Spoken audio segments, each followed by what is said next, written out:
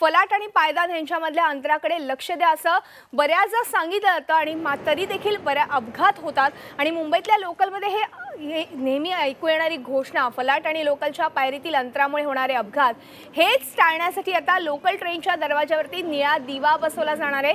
Train सुटण्याआधी काही काळ हा दिवा लागणार आहे, त्यामुळे मुंबईकरांना लोकल सुटण्याआधी कळेल की लोकल सुटली की नाही। सध्या मध्य रेल्वेच्या एका लोकलच्या डब्यावर प्रायोगिक तत्वावरती हा निळा दिवा लावण्यात आलाय। कसा असेल हा दिवा याचा आढावा घेतलाय आमचे प्रतिनिधी देवेंद्र कोल्हटकर यांनी।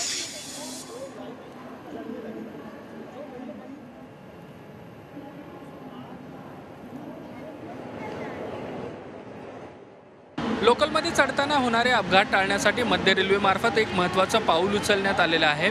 लोकलचे जे दरवाजे आहेत त्या दरवाजाचा जो वरचा भाग आहे त्याच्यावरती अशा पद्धतीचा निळा दिवा लावण्यात आलेला आहे। लोकल सुरू होण्याच्या वेळी हा दिवा बंद चालू होणार आहे, जो सूचित करणार आहे की आता लोकल सुरू होत आहे, प्रवाशांनी जीव धोक्यात घालून लोकल पकडू नये। लोकल पकडताना अनेकदा अपघात होत असतात, त्यामध्ये अनेक लोकांचा जीव जात असतो, त्यामुळे अशा पद्धतीचे अपघात टाळावे यासाठी मध्य रेल्वेमार्फत अशा पद्धतीचा एक प्रयोग करण्यात येतो। याला कशा पद्धतीने प्रतिसाद मिळतोय, कशा पद्धतीने लोकांच्या सूचना येतात आहे हे बघितल्यानंतर इतर जे लोकलचे डबे आहेत किंवा इतरच्या सर्व लोकल आहेत त्याच्या प्रत्येक दरवाजावरती अशा पद्धतीने निळा दिवा बसवण्यात येणार आहे। लोकल सुरू होताना हा दिवा 3 ते 4 वेळा बंद चालू होणार आहे, जो सूचित करणार आहे की लोकल सुरू होत आहे।